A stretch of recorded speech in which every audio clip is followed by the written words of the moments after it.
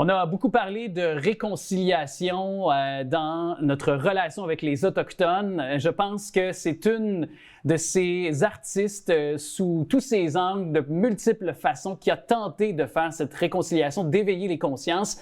Et avec ce livre aussi, est-ce que c'est la fin d'une quête? En tout cas, je suis très intrigué de jaser avec Lucie Lachapelle, autrice derrière Les yeux grands ouverts, qui est avec nous d'ailleurs. Bonjour, Madame Lachapelle. Bonjour. Merci. Je dois avouer que vous êtes toujours très jolie, mais on vous voit sur la couverture. C'est vous, ça? C'est moi, à 20 ans. À 20 ans, wow! 50 ans, est-ce qu'on peut dire 50 ans de solidarité envers les Autochtones? C'est vraiment ça. C'est la vérité, oui. C'est presque une quête d'une vie, est-ce que je peux dire? C'est la quête d'une vie. C'était les relations que notre société a avec les Premières Nations et les Inuits a été au cœur de ma quête là, comme citoyenne et artiste. Et pourquoi? Pendant 50 ans. Et pourquoi?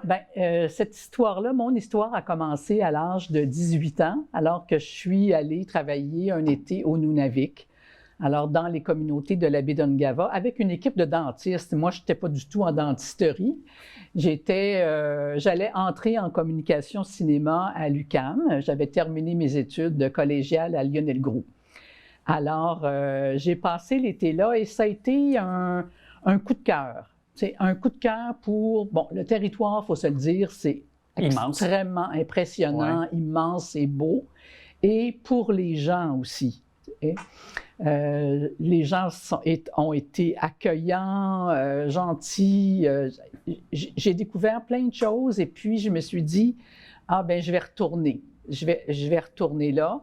Et comme ça, je me suis engagée comme enseignante quelques années plus tard pour aller enseigner à Pauvre-Nitouk, du côté de la baie du Tson. Ouais. Donc, cette expérience-là que j'ai faite à 18 ans a influencé le cours de ma vie.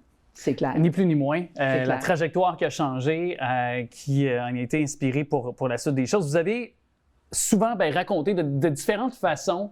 Vous avez eu un documentaire, si je ne m'abuse, c'était en 1994, La Rencontre. C'est bien ça. Là, par la suite, vous l'avez fait sur d'autres plateformes, dont ce livre-là, oui. Où il y a 34 moments marquants de votre vie dans le monde autochtone que vous nous racontez. Oui. À travers ce cheminement-là, dans votre façon de vous livrer, est-ce que c'est un peu la fin? Est-ce que c'est de façon de boucler la boucle, le livre? Ou... je ne pourrais pas le confirmer, ouais. Là, parce qu'on ne sait jamais. J'ai encore du ressort de créatrice encore. Ouais. Mais je pense que peut-être que oui, là, parce que, en fin de compte, j'ai marqué même dans le livre, c'est mon ultime message. T'sais, moi, comme vous l'avez dit, j'ai fait un film documentaire pour l'ONF sur la même thématique. J'ai écrit un livre, Rivière-Mégiscan, un roman, Histoire nordique, un recueil de nouvelles. Au cours de ma vie, je n'ai pas arrêté de parler de ça, d'essayer d'expliquer aux gens qu'est-ce qui se passait, puis tout ça. Et donc là, tu sais, par ce livre-là, par les yeux grands ouverts, c'est moins de... Le but ultime, c'est pas de parler de moi, même si ce sont mes récits véridiques, très personnels. Mais c'est de mettre en valeur les peuples autochtones. Oui, et aussi, j'ai essayé par le choix des mots. Le rythme des phrases, ouais. Le choix des personnages, ouais. Le choix des thématiques, des lieux, de faire en sorte que le lecteur, les lectrices vont s'approcher le plus possible de qu'est-ce que c'est une rencontre avec les premiers peuples ou les Inuits. Ouais. J'essaie de faire vivre ça à mes lecteurs. Tu sais. On le sent bien parce que... Moi, dans le fond, moi, peu importe si c'était moi ou... J'ai senti, parce que vous avez fait justement du cinéma, un film, donc ça se paraît, parce que quand vous dites « j'ai choisi les mots », j'ai vraiment trouvé aussi que c'était imagé, que c'était quand même cinématographique. Je pouvais me percevoir dans ces histoires-là, être impliqué aussi en tant que lecteur. Qu'est-ce que les gens n'ont pas compris des peuples autochtones à travers les... Vous avez une bonne... Parce que oui, ça s'est amélioré. Je pense qu'il y a eu, peut-être l'affaire, le point d'entrée, peut-être dernièrement, malheureusement, l'incident Joyce Echaquan. Son décès, c'est déplorable, la façon dont elle a été traitée aussi. Le procès a un peu été fait, entre guillemets, je demande parenthèse, je ne veux peut-être pas aller là, mais tu sais, qu'est-ce que les gens n'ont pas compris depuis? Je pense qu'on a ouvert les consciences avec ça, mais il y a encore des choses... À pouvoir saisir des peuples autochtones. Oui, certainement. Il y a à mettre en application la réconciliation. C'est déjà bien commencé. Les dernières années ont vu des grands changements. de la mentalité de notre société. Des deux côtés, probablement aussi, hein, tu sais. Mais bon, moi, à 18 ans, quand je suis arrivée là-bas, et pour plusieurs années encore, bien, moi, j'ai eu le choc de la colonisation, hein, tu sais, parce qu'on en parle beaucoup. Mais moi, les gens qui étaient allés dans les pensionnats, je les ai connus à ce moment-là, tu sais. Donc, la souffrance était déjà bien installée.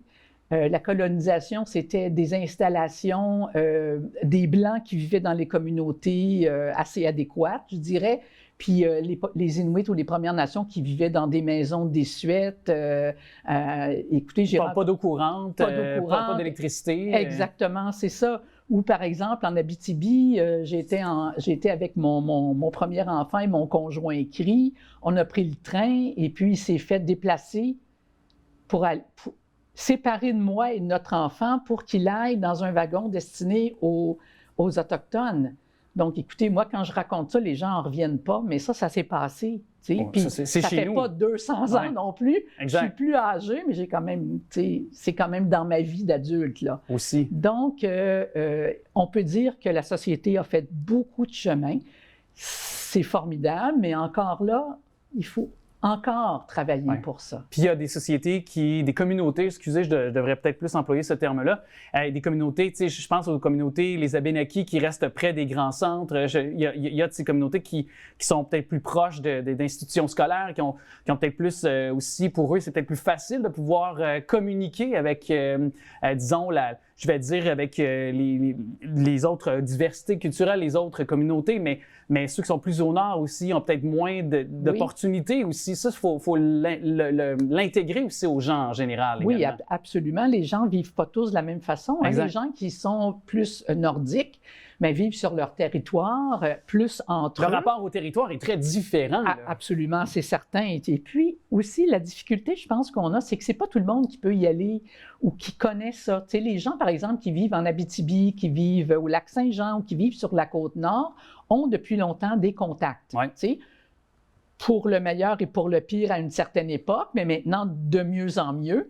Mais les gens qui vivent près des grandes villes n'en ont pas.